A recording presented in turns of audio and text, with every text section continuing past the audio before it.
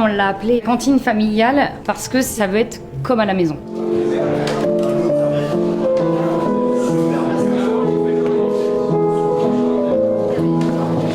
La cantine familiale existe depuis avant le confinement, avant le Covid.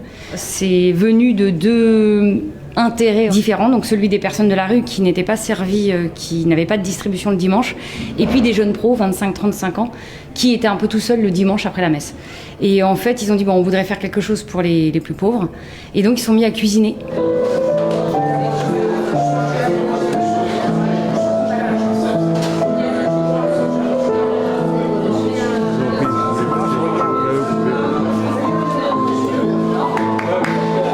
La cantine familiale est un service qui a été mis en place par la communauté de Sant'Egidio et fidèle aux 3 P de Sant'Egidio, donc prière, pauvre, paix. Donc ça se passe juste après la liturgie du dimanche. On sert les pauvres pour construire la paix. Au départ, c'était pour 5 personnes. Et puis très rapidement, ça a pris de l'ampleur. On est venu à 20-25 personnes. Je suis ça de bouche à oreille. Franchement, c'est agréable d'être ici. On est bien reçus, les gens sont très gentils. Oui. La nourriture est bonne. Comme à la maison. On cuisine déjà comme à la maison, on reçoit comme à la maison.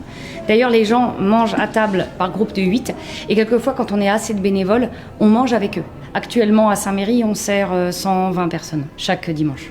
C'est souvent un plat chaud qui est servi, du fromage, du dessert, de la soupe et un café. La cantine familiale, c'est d'abord des liens d'amitié qu'on souhaite tisser avec les personnes parce que ça permet aussi de débloquer certaines situations.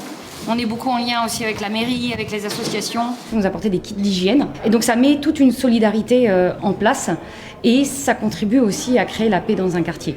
Pas seulement en nous-mêmes et pas seulement au milieu des personnes de la rue, mais voilà, ça change la physionomie d'une ville. Les commerçants, sachant ce qu'on faisait, nous donnaient du pain, nous donnaient aussi des plats quelquefois cuisinés par eux-mêmes.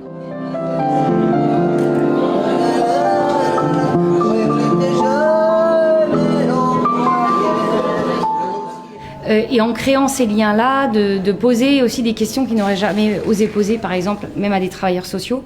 On ne s'adresse pas de la même façon à des travailleurs sociaux qu'à des amis. Et ça permet aussi à certains de nous dire qu'ils ne veulent pas rester dans la rue toute leur vie, de retrouver une confiance, une fidélité, une stabilité. On prend en charge et on se met en lien avec des personnes comme Emmaüs ou comme tous les acteurs de la solidarité à Paris-Centre.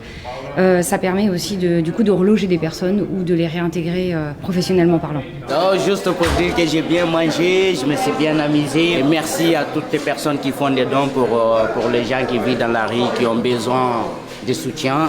Et merci à vous tous. Au revoir et bonne journée.